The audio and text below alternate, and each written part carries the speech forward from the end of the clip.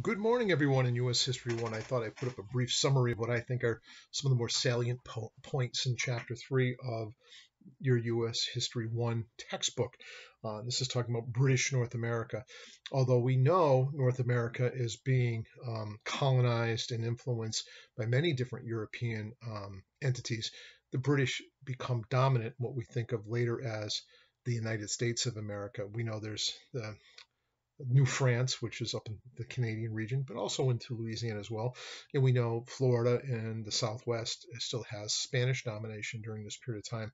But we're going to focus mostly on British North America because that's the sort of the origins, if you will, of what we think of as later as the United States of America's birth from the Revolutionary War. The book starts off talking about the early colonies and how they were created. Some of them originally were clearly created on the focus on economics. But we know the second, I call it the second tier, it's my own language, I'm not going to test you on my view, but the second iteration is coming about as a result of seeking religious freedoms. And not religious freedoms for everyone, but religious freedoms for themselves. And this was the Puritans. The Puritans were coming over because they thought the Anglican Church, a Protestant church, the Puritans were also Protestant, but they thought the Anglican Church wasn't following the biblical teachings to enough exactness, if you will, and enough rigidity.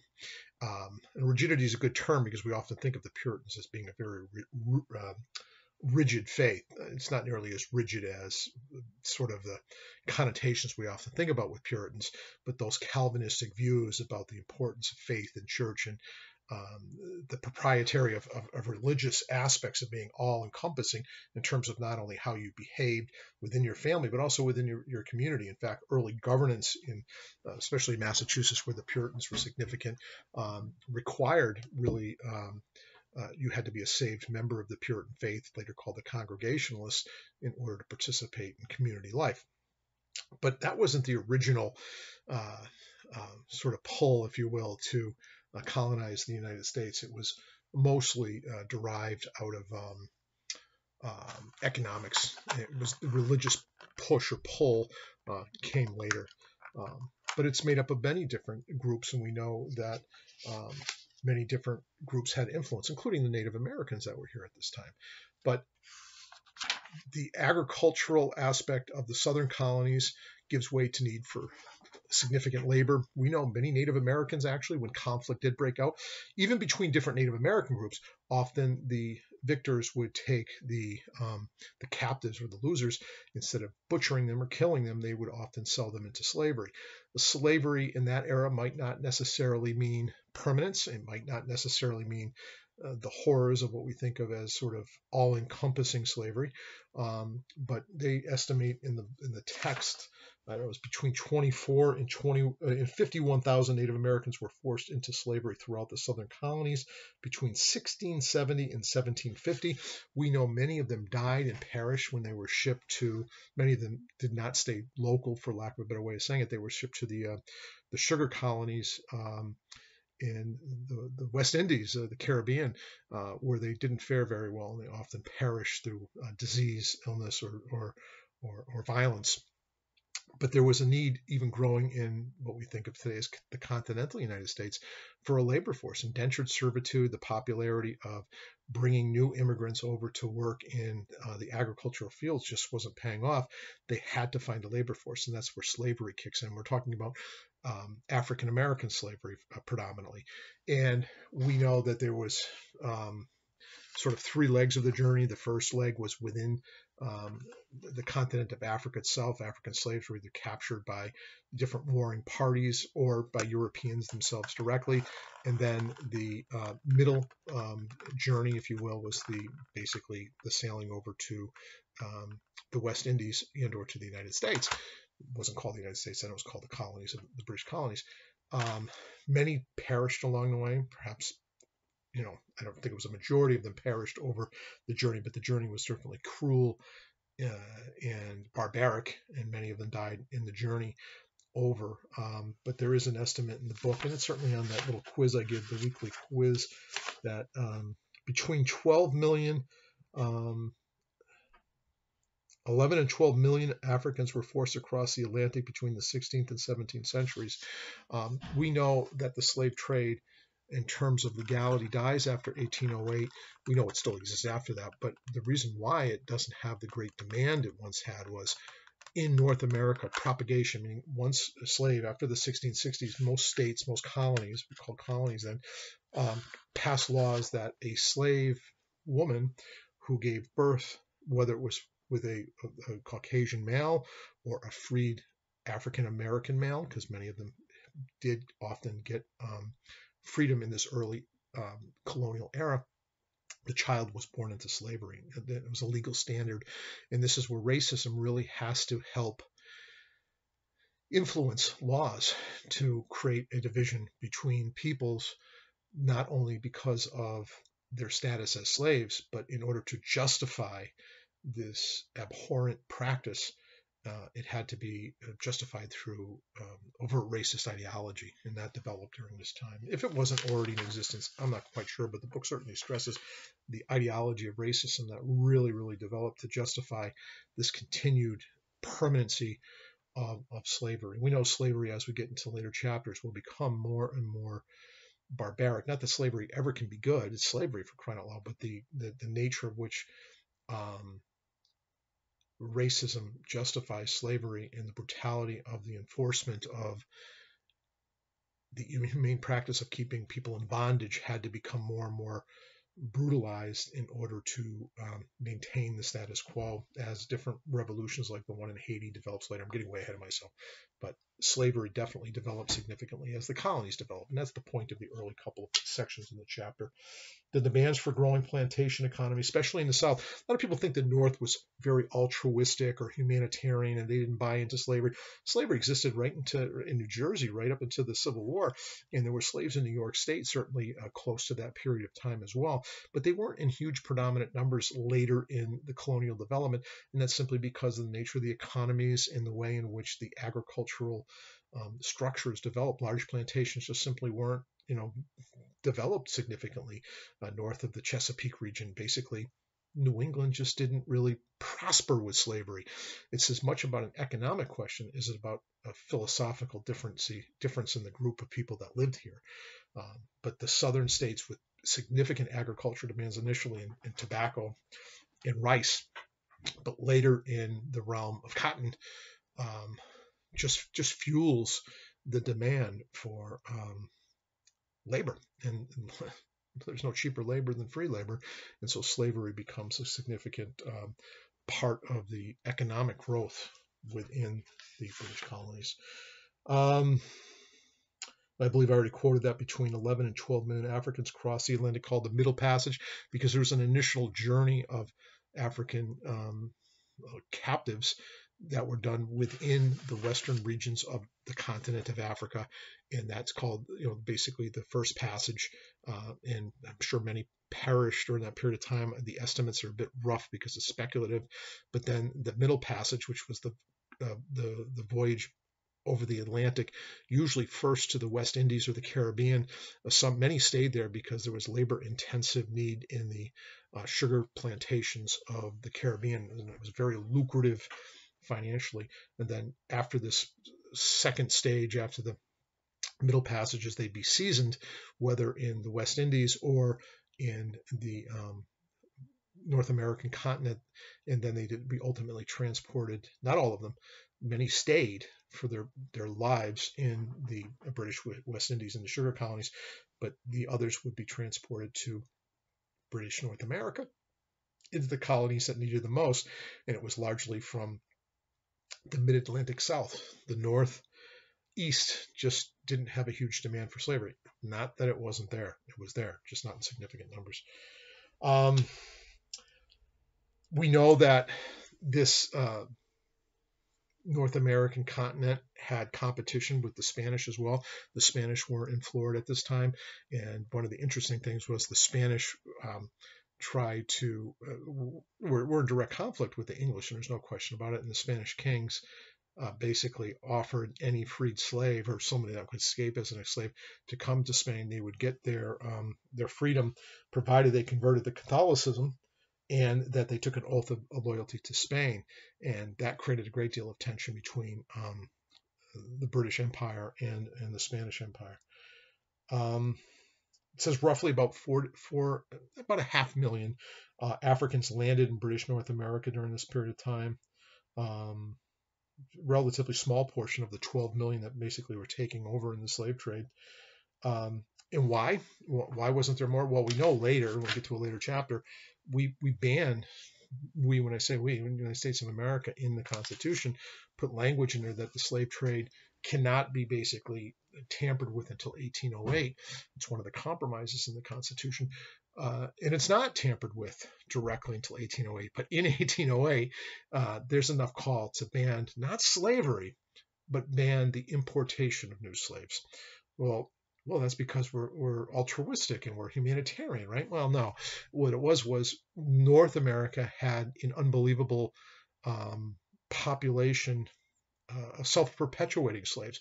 And any African American woman that was in bondage in slavery who gave birth to a child, whether it was with a white person, whether it was with a freed African American male, their child automatically, by law, every colony had a law that basically said that child is also born a slave. And so it was really, really a tragic. I'm just checking my phone. A couple of quick texts came in that were kind of important. Just take a quick peek. I apologize.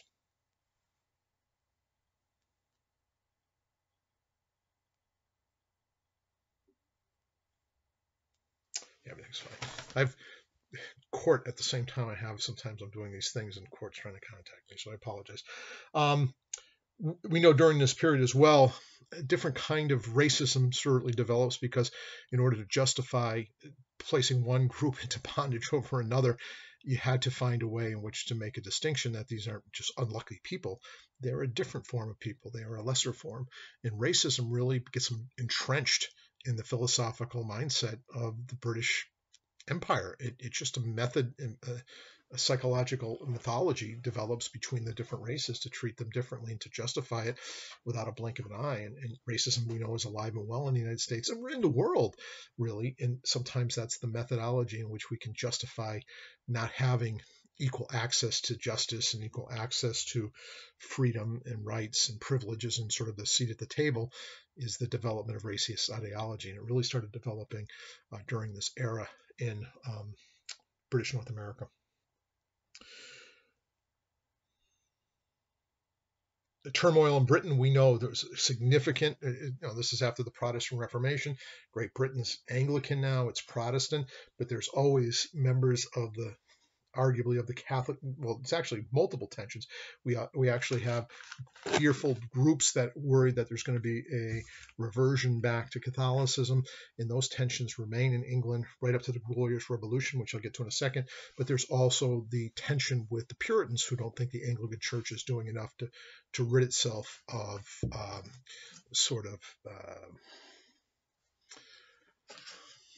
less than dogmatic following of biblical scriptures by the Anglican Church. So these different tensions, and there's a tension between the power of the crown and parliament that's going on in Great Britain. And what are the North American colonists? They're British.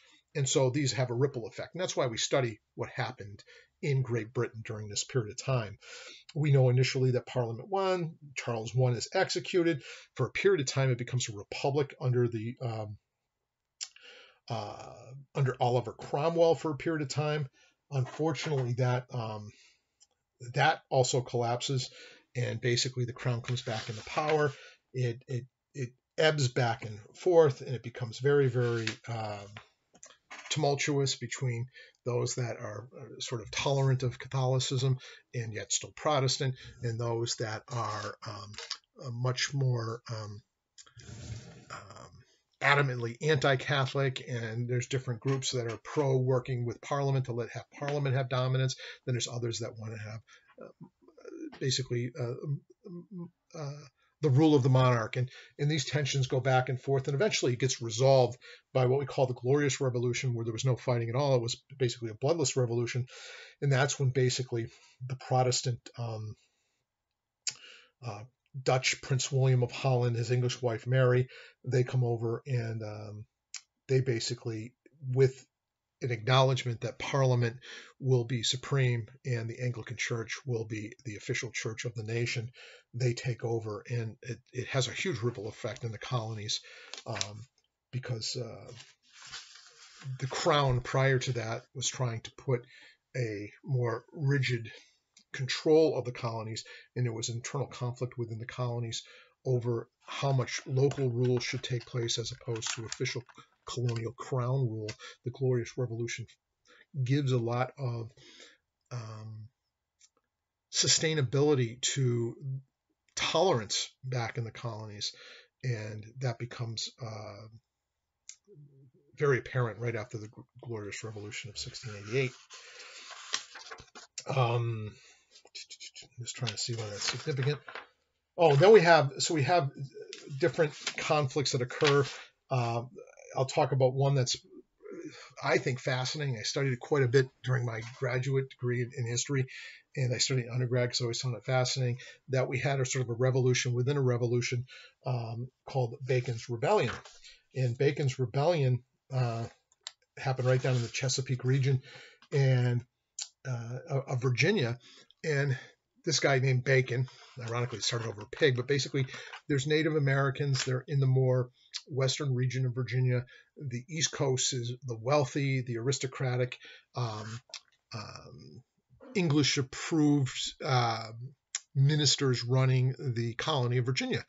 Well, those out in the West are having conflicts with these Native American groups, and they call upon basically the leadership of Virginia to do something, to get up the military and the militia and get out there and clear out these Native Americans that are causing conflict. Well, there are different Native American groups there, and the leaders in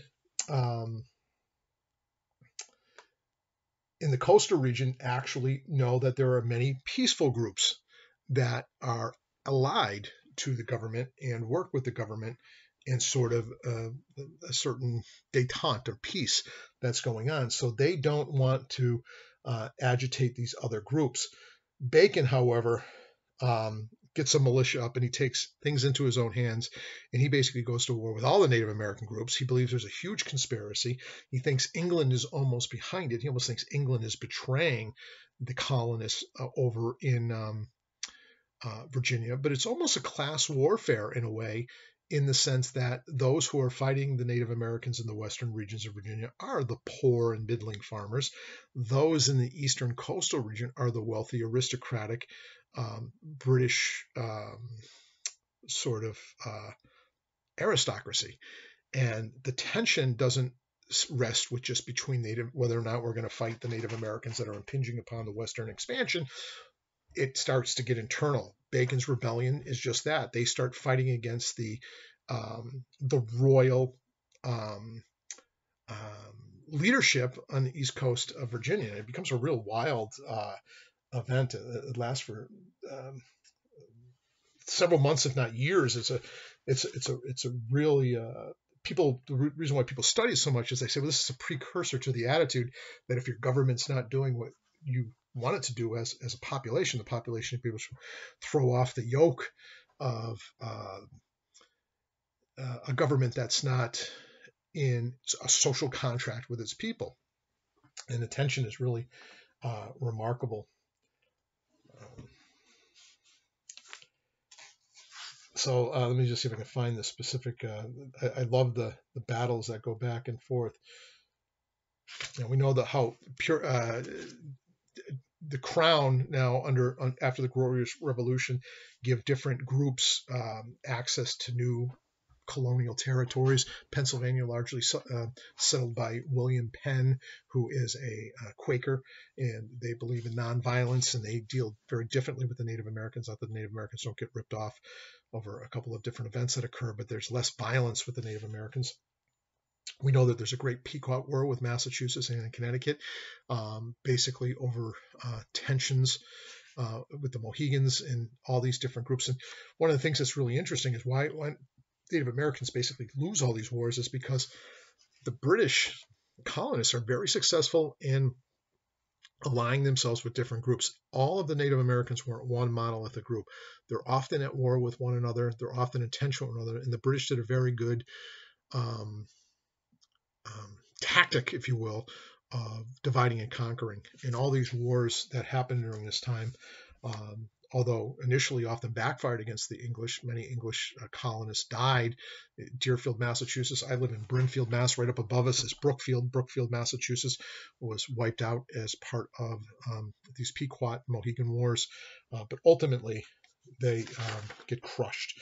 And King Philip's War almost lasts nearly 2 years, and that 1675. But when the end of the war comes, Indian power in New England is over. But we know these conflicts do erupt. And why do they erupt? Basically, they erupt because different Native American groups feel that their lands, their interests, their lives are being pushed out by further and further colonization. But I want to talk about Bacon's Rebellion a little bit further in terms of some of the detail. I thought it was fascinating. Yeah, look at English towns during the Metacom battles. Basically, towns like Deerfield, Hadley, and Brookfield, those English towns were wiped out during the war. But the Englishmen ultimately prevailed, not only with their own superior armaments and weapons and things like that, but they actually allied themselves with different Native American groups and saw advantage in doing so. And we know that disease already wiped out much of the Native American ability to push back against resistance, but they're splintered. They're not a monolithic group. If they were, it'd be a very different story.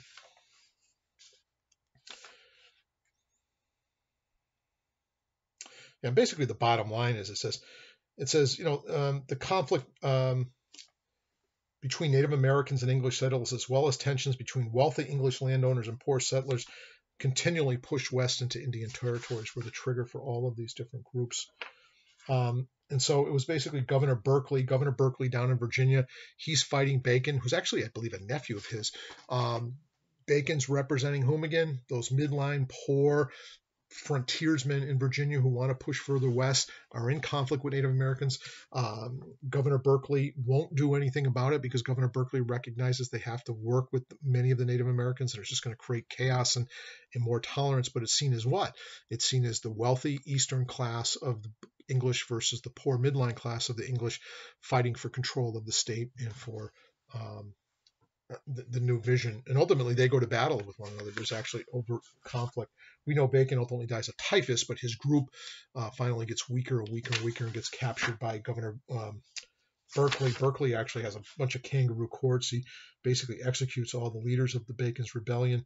But shortly after that, we have a new British shipment of lobsterbacks of regular soldiers come into Virginia and settle the colony because it was in chaos during this period of time in 1676. And we know the Spanish had something very similar over in what we considered contemporary New Mexico and the Santa Fe area. The Pueblo Indians were basically a conquered people, and they were being converted to Catholicism by Spanish friars. Things were going well until finally there was a recognition that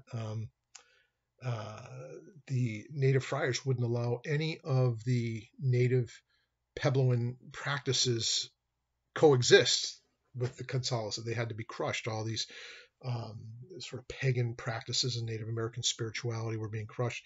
And finally, like anything else, pushback finally happens, and the leader is under a guy named Pope. And Pope leads the Puebloan groups to rebel against the Spanish, and it wipes out the Spanish settlement in Santa Fe. And in fact, it was unbelievable. Several thousand Puebloan warriors raised the Spanish countryside. They besieged Santa Fe. They killed 400, including 25 Franciscan priests, and they allowed, but probably out of compassion, they allowed 2,000 other Spanish and Christian Puebloans to flee. It was the greatest act of Indian resistance in North American history. Imagine if the Puebloans were allied with other Native American groups throughout the country. And so in New Mexico, the Puebloans eradicated all traces of Spanish rule. They destroyed the churches, threw themselves into rivers to wash away the Christian baptisms. The God of Christians is dead, Pope proclaimed, and the Puebloans resumed traditional spiritual practices. The Spanish were exiled from the area for 12 years. A lot of people don't know that the natives were that successful at a pushback in this period of time back in the 1670s. But they returned in 1692. They were significantly weakened, but they did reconquest New Mexico. That's the Spanish. But a nice summary here is the late 17th century was a time of great violence and turmoil. Bacon's Rebellion down in Virginia. Now remember what Bacon's Rebellion is. Although it's related to Native American turmoil, it's internal turmoil. That's what sort of makes it special and why historians often focus on Bacon's Rebellion, because it's British who are fighting against the British elite on the east coast of Virginia. And it's an internal battle for basically self-rule. And that's what's often seen as a trigger of it. But Bacon's Rebellion is more complex. It's often about petty local competitions between different families and different groups. And it's a more complex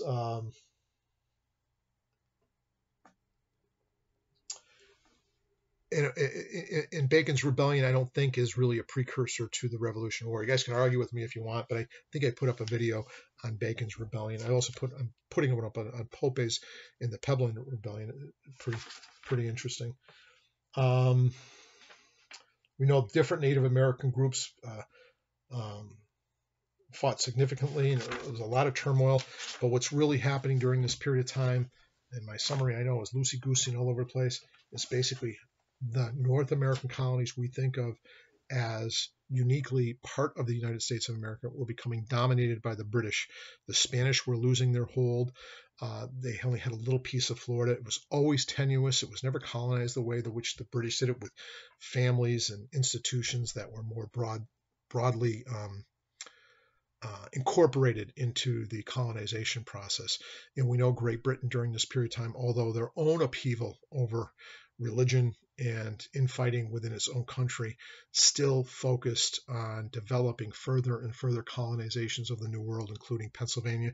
We know Maryland initially started as through Lord Calvert and Lord Baltimore as a Catholic, but yet a Catholic sort of grant of leadership. There was an expectation that it would be multi-religions would flourish there and do well, but the Catholic leadership quickly folded, and Maryland did not remain a sort of Catholic colony. It became largely dominated by Puritans from the other, or Congregationalists from the other regions of Virginia and other states that surrounded the Maryland area. But what's the goal of this chapter? All this turmoil, upheaval, the crushing basically of Native American groups in the area because of British influx, and the British government and identity is strongly entrenched along the eastern seaboard of what we consider today modern day U.S. But that's my little disorganized summary of chapter 3. Be well.